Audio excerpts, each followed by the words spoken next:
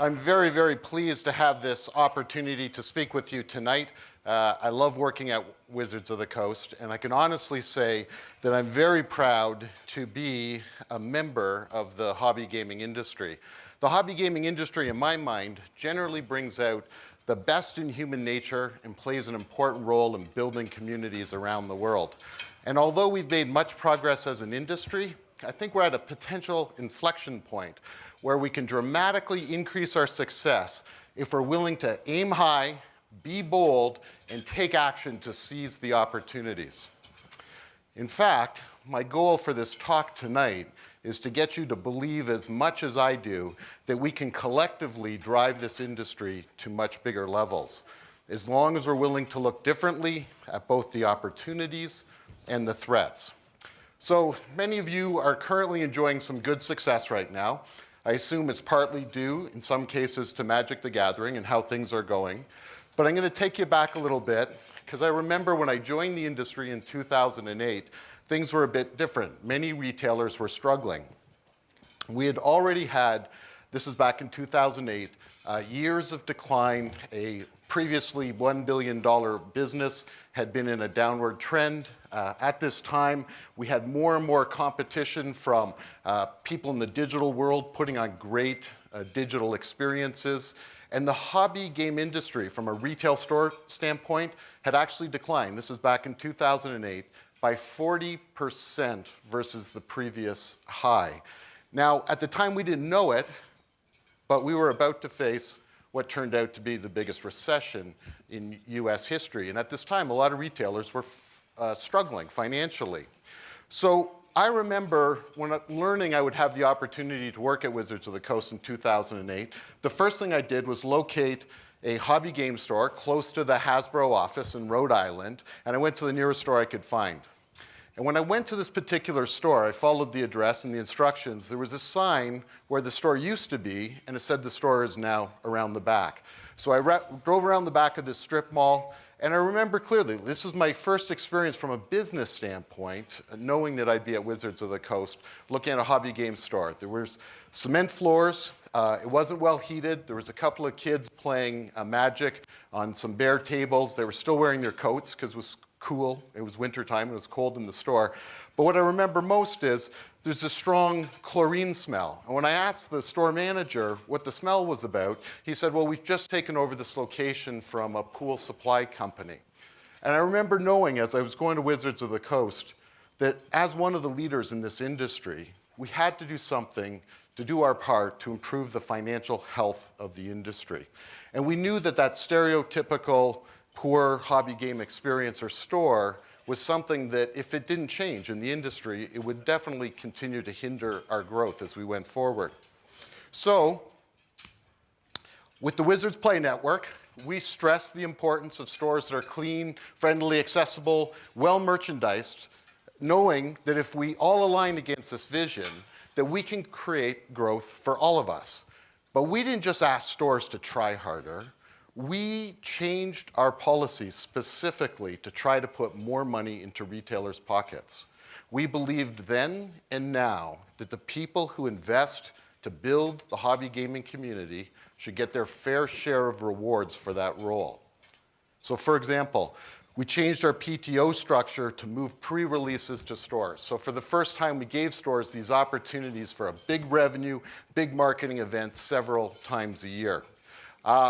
Back at Wizards, we made sure that we leveraged the creative minds of, the most creative minds of any industry to create in-store play like never before. And we made sure our product, our storytelling, our art would be as good as the world had ever seen. And to create a bigger store community, we leveraged digital by creating and integrating Duels of the Planeswalkers into the Magic experience. Our industry has shown remarkable growth, with the number of WPN locations in North America alone now reaching over 3,000 stores. Play and store participation has doubled over the last few years.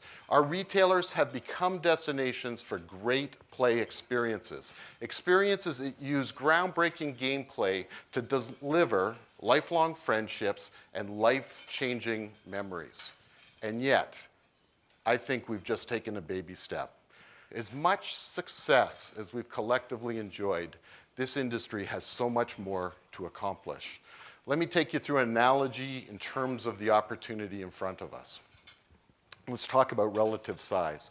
So at this moment, you might be thinking, since I'm speaking, the size we're talking about would be the Wizards brands. And for our analogy, we'll use this conference room as not only representing the business of Magic, but D&D and Kaijudo and the other Wizards brands. But what we want to do is expand beyond that scale. So let's expand it to the size of the building we're in right now, to include the current business of hobby gaming, the channel as a whole. In this analogy, that would represent the manufacturers, our partners, the whole works. And some of you might imagine other hobby stores in your area as sort of competition within the building we're in. But I don't think that's where the opportunity is. Wizards wants to grow the whole industry. So what if we added the game sales of all other retail channels, mass market, toy stores, what have you? We'll say that grows the opportunity to the size of the city. So our world's already growing drastically, but we still don't think this is our whole world. Gaming is entertainment. We make great entertainment experiences. To reflect the reality of that world, we'd have to add going out to movies, restaurants, bars, clubs. Now we've grown the opportunity to the size of the United States and growing even bigger. What if we added then all the entertainment options? Home entertainment, sporting events, video games, tractor pulls, anything you can think of. Really, it's our world. It's our competition, and therefore our potential. When a young person comes into your store to play Friday Night Magic, what does he or she forego to come to your store? What alternative did they stop doing? Was playing at your store a more attractive option than a trip to the movies or going to a sporting event or, God forbid, go on a date? What about that person's friend? What about the friend who didn't come to your store? When someone walks into your store for the first time, how do they really feel?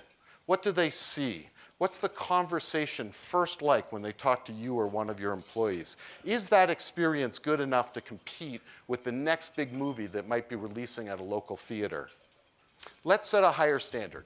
Better locations, better staff, better knowledge of how to run events that entertain better than anything else that's out there.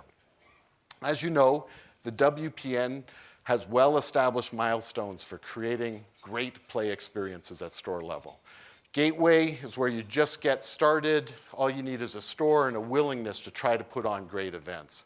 At the core level, a store starts to get the hang of it, mainstay events like pre-releases and Friday Night Magic. Then, of course, we've got advanced level, which is currently our highest level. And this is the level that has the highest requirements and the highest rewards. But have some of you ever felt like you've started to plateau a little bit? Like there might be further goals on your way to realize the full potential of our industry. Well, I'm privileged to be able to announce tonight that we're going to add a new level to our WPN system. And starting with Magic 2015, we're going to add Advanced Plus, simply put. So this fourth level will provide more benefits to stores that meet these new requirements that I'm about to talk about. As you expect, there'll be higher number requirements to get to this new level. But we all know that numbers don't tell the whole story in terms of retailers who are significantly building community. So we're going to add to the requirements a commitment that the stores will follow best practices in terms of building community. We don't want Advanced Plus stores that for one reason or another have been able to make their numbers, and yet at the same time we know they're not creating healthy new player growth. So the commitment that I'm talking about will be in the form of a contract that gets signed. It details exactly what most of us believe are principles of creating good store experiences. It's really been part of our concept for many years, but this is the first time we've actually spelled it out as part of the program that one agrees to when they become an Advanced Plus store. So now let me turn to the quantifiable number requirements. I'll bet most of you know off the top of your head, based on the hands I saw, what the current requirement for unique players is to be an advanced store. It's 100 players, meaning you have to have 100 unique individuals over a period of a year in your store to qualify for advanced, among other things. Now, for Advanced Plus, the requirement's going to be 250 people. 250 people sounds like a lot. One thing I can say is that for many stores around the world, they've already achieved this level, so it won't be a big issue for them. But for many advanced stores, this is going to be a heck of a challenge. So how do you attract 250 people over a period of a year? So I invite all of you now to picture in your head what you could do to make experiences at your store even better than they are now. Would it be through a more comfortable and attractive environment? Is it better training for your staff? Is it more creativity with your special events? Is it investment in fixtures? Or is it time to sign a new lease and move to a better location? What would this Advance Plus vision mean for your store? And that's a challenge I want to leave for all of you.